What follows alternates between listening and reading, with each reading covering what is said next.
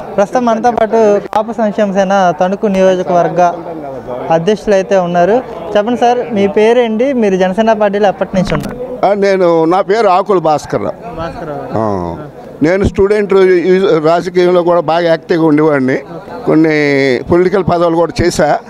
నేను ఇప్పుడు జనసేన పార్టీ పవన్ కళ్యాణ్కి సలహాలు ఇస్తూ పూజ్యులు హరిరామ జోగయ్య గారు మేము ఆయన్ని ఒక డైరెక్షన్లో నడుపుతూ ఆయన ముఖ్యమంత్రిగా కావాలి ఈ రాష్ట్రానికి, మోడీ గారి సహాయంతో ఈ రాష్ట్రం అభివృద్ధి చేయాలని పవన్ కళ్యాణ్ గారికి సలహాలు ఇస్తున్నాం. అంటే పవన్ కళ్యాణ్ ముఖ్యమంత్రి అయ్యే స్థాయి పవన్ కళ్యాణ్కి లేదు, కేవలం చంద్రబాబు దగ్గర ప్యాకేజీ తీసుకునే జనసేన పార్టీ నడుపుతున్నాడు అన్నట్టుగా కూడా అధికార పార్టీ ప్రధానంగా పవన్ కళ్యాణ్ మీద విమర్శ చేస్తుంది. దీనికి మీ సమాధానం ఏంటి? పవన్ కళ్యాణ్ గారు ప్యాకేజ్ తీసుకునే ఆయన కాదు, ఎవరికన్నా కాలితే ప్యాకేజ్ ఇస్తాడు. సుమారు ఒక పిక్చర్కి 60 కోట్లు తీసుకుంటున్నాడు ఓ బొమ్మకి. సుమారు ఇప్పుడు 300 కోట్లు పార్టీ ఖర్చు పెట్టాడు. తర్వాత వికలాంగులకు వీళ్ళకి ఇన్సూరెన్స్ కాదు ఆయనే కట్టి 5 లక్షలు ఆయన ఇన్కమ్ ట్యాక్స్లో తగ్గించుకుని అట్లాగా వికలాంగులు ఎందరో పేదలకు సహాయం చేస్తున్నారు. పవన్ కళ్యాణ్ గారికి నేను చెప్పింది, నేను మొన్న డిసెంబర్లో ఆయనకి చెప్పా, ప్రజలు నీ కోసం చూస్తున్నారు, నీ జెండా ఎజెండాతో ప్రజెంట్లోకి వెళ్ళు, నువ్వు చేయగలిగినయే చెప్పు ప్రజలకి, అంచేత నీ జెండా ఎజెండాతో ప్రజలకు వెళ్ళు, నీ సచ్యలత నీకు అవకాశం ఇవ్వాలని ప్రజలంతా కోరుతున్నారు, దీన్ని ఉపయోగించుకో, నీకు 100-110 సీట్లు వస్తాయి అని డైరెక్ట్గా వెళ్ళమనే నేను చెప్పాను. ఏ పొత్తులు లేకుండా నేను అప్లికేషన్స్ కూడా చెప్పేప్పుడు నీకు ఈవేళ జనసేన పార్టీకి యువత మహిళలు 2 కళ్ళు, ఇవాళ ఓటింగ్ వాళ్ళది 60 లక్షలు ఉంది. బందర ఆవిర్భావ దినోత్సవం ముందు ఆ తర్వాత నాటికి ఇవాళ 1 కోటి ఓటు ఉంది, 1 కోటి ఓటు పెరిగింది. అంచేత చంద్రబాబు నాయుడిని లేకపోతే ఇంకో XY బీజేపీ వాళ్ళని దేహి అని అనక్కలేకుండా ముఖ్యమంత్రి అవుతాకి అవకాశం ఉంది, దాన్ని వినియోగించమని చెప్తున్నాను. మళ్ళీ కలుస్తా. అంటే ఓట్ల పర్సంటేజ్ చాలా తక్కువ ఉంది కాబట్టి మనం ఉమ్మడిగా ఒక రాష్ట్రాన్ని ఢీ కొట్టాలంటే అందరూ ఉమ్మడిగా సమిష్టిగా ముందుకెళ్ళాలి అని చెప్పేసి కళ్యాణ్ గారు అదే చెప్తున్నారు కదా, మీరు సింగిల్గా వెళ్ళమంటున్నారు. అయితే ఓటింగ్ పర్సంటేజ్ తక్కువ ఉంటున్నారంటే రాజకీయంలో కూడా కిందకుంటే తొక్కేస్తారు, రాజకీయంలో కొంచెం పైకి ఉంటేనే జనం వస్తారు. చంద్రబాబు ఎవరిని తొక్కేశాడు తెలుసా? ఎందరో ఇక్కడ ఎర్రనారాయణ స్వామి గారు అందరూ అయిపోయారు. ఈవెన్ కేసీఆర్ని కూడా తొక్కేశాడు చంద్రబాబు నాయుడు గారు. వాడు తెలంగాణ ఉద్యమంలో చేరి ముఖ్యమంత్రి అయ్యాడు కేసీఆర్ గారు. రాజకీయాల తొక్కేసాలు ఉంటాయి. ఈవేళ చంద్రబాబు నాయుడుతో కరెక్ట్గా పెట్టుకోకపోతే చంద్రబాబు డాన్సింగ్ ఆడిస్తాడని కూడా నేను చెప్తున్నాను. ఇప్పుడు తూర్పుగోదావరి పశ్చిమ గోదావరి జిల్లాలో జనసేన పార్టీ 36 సీట్లు ఉన్నాయి. ఎన్ని సీట్లు జనసేన పార్టీ కొల్లగొట్టబోతుంది? నేను ఈ 36లో 2-3 పోతా ఎన్ని జనసేన వస్తాయి, లేకపోతే పవన్ కళ్యాణ్ ముఖ్యమంత్రి అవ్వలేడు. పక్కా రాష్ట్ర వ్యాప్తంగా మాకు 70, చంద్రబాబు మాకు 175లో మాకు 65-70 తక్కువ కాకుండా అడుగుతున్నాం. నేను రేపు కూడా చెప్పేది అదే, రాజీ పడొద్దు, నీ 2-3 సీట్లు పోతాయి. చంద్రబాబు 100 తీసుకున్నా 40 సీట్లు పోతాయి. నేను ఇవాళ చెప్తున్నాను, నా అనుభవం మీద ఆకుల భాస్కర్ నోట్ చేసుకోండి. నేను నాకు కారు ఉన్నా ఆటోలో బస్సులో నడుస్తాను. నా కొడుకు కారు ఉంది. నేను రాజకీయంగా పండిపోయాను. ఐ యామ్ 83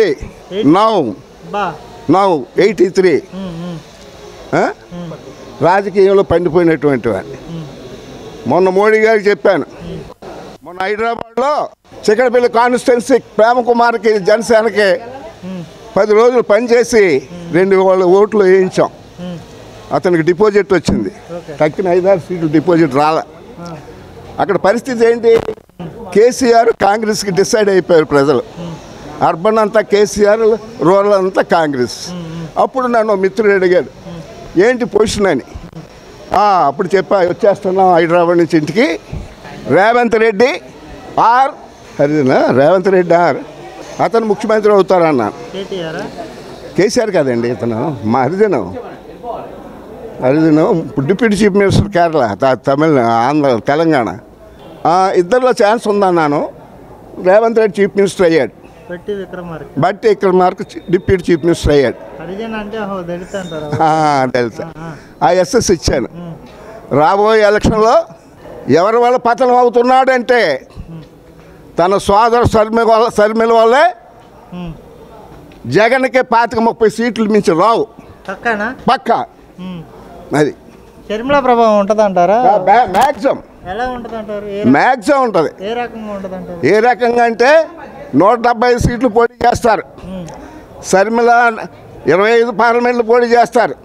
శర్మిలకి 18-20 సీట్లు ఇంచుమించు వస్తాయి. ఎమ్మెల్యే సీట్లు, పార్లమెంట్ సీట్లు కూడా వస్తాయి. జగన్ పతనం అయిపోతున్నాడు.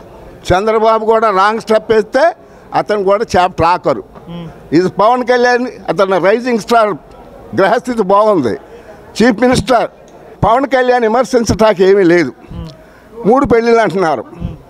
మొదటి భార్యకి 5 కోట్లు ఇచ్చారు, అది పెద్దలు రాజీ చేశారు.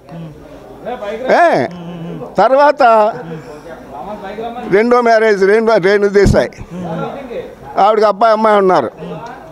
వాళ్ళు ఆనందంగా చూస్తున్నాడు, మంచి చెడ్డలు ఆ అమ్మాయి చెప్పింది. పవన్ కళ్యాణ్ నిజాయితీపరుడు, ప్రస్తుతం మాకు ఇడాకులు ఇచ్చినా ఆయన యోగ్యుడు, ఆయనకు ముఖ్యమంత్రి చేయమని కోరింది రేణు దేశాయ్. 3వ భార్యను చేసుకున్నాడు. ఆయన కారణం ఏంటి? నిజాయితీగా పెళ్ళిళ్ళు చేసుకున్నాడు. తప్పులు చేసేవాళ్ళు ఎన్ని గుడిసెల్లో తోడుతున్నారు, దానికి సమాధానం ఏంటి? రోజుకో ఉండనట్టుగా గదిలో దూరి వాళ్ళకి ఏంటి? పవన్ కళ్యాణ్ నీతి అయిన వాడు, నీతిగా చేసుకున్నాడు, నీతిగా చేస్తున్నాడు. ప్రజలు అతను క్షమించారు. అతను రాబోయే ముఖ్యమంత్రి చాలు. పవన్ కళ్యాణ్ విమర్శించటానికి ఏమీ లేదు. 3 పెళ్ళిళ్ళు అంటున్నారు.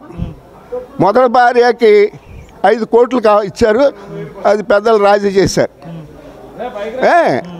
తర్వాత రెండో మ్యారేజ్ రేణు దేశాయ్, ఆవిడకి అబ్బాయి అమ్మాయి ఉన్నారు.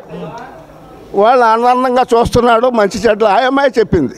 పవన్ కళ్యాణ్ నిజాయితీపరుడు, ప్రస్తుతం మాకు ఇడాకులు ఇచ్చినా ఆయన యోగ్యుడు, ఆయనకు ముఖ్యమంత్రి చేయమని కోరింది రేణు దేశాయ్.